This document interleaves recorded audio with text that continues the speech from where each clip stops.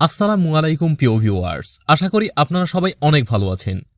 প্রিয় দর্শক, আসন্ন ফেব্রুয়ারি মাসে সরকারি চাকরিজীবীদের জন্য রয়েছে স্বস্তির একটি সুখবর। ক্যালেন্ডার অনুযায়ী এই মাসের প্রথমার্ধেই মাত্র এক সপ্তাহের ব্যবধানে 2 দফায় টানা 3 দিন করে ছুটি পাওয়ার সুযোগ তৈরি হয়েছে, যা অনেকের জন্যই হতে পারে মানসিক স্বস্তি আর ছোটখাটো পরিকল্পনার আদর্শ সময়। প্রথম দফার ছুটিটি মিলছে পবিত্র শবে বরাতকে কেন্দ্র করে। সম্ভাব্য হিসাব অনুযায়ী চাঁদ দেখা সাপেক্ষে আগামী 4 ফেব্রুয়ারি বুধবার শবে বরাত পালিত হতে পারে।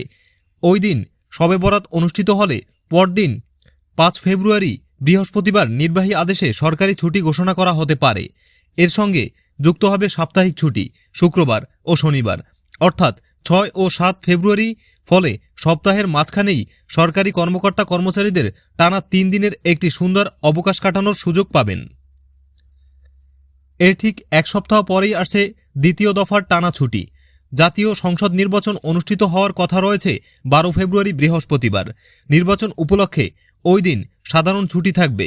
এর পরের দিনগুলো 13 ও 14 ফেব্রুয়ারি যথাক্রমে শুক্রবার ও শনিবার হওয়ায় সাপ্তাহিক ছুটির সঙ্গে মিলিয়ে আবারও টানা 3 দিনের ছুটি পাচ্ছেন সরকারি কর্মচারীরা।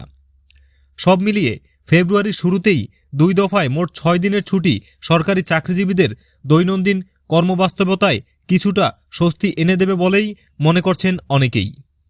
তো ভিউয়ার্স, আজকের ভিডিওটি যদি আপনাদের ভালো লেগে থাকে তাহলে অবশ্যই একটি লাইক দিবেন, বন্ধুদের সাথে শেয়ার করবেন, আর এ ধরনের ভিডিও নিয়মিত পেতে চাইলে চ্যানেলটি সাবস্ক্রাইব করে সাথেই থাকবেন। দেখা হচ্ছে পরবর্তী ভিডিওতে। ততক্ষণ পর্যন্ত ভালো থাকবেন, সুস্থ থাকবেন। আল্লাহ হাফেজ।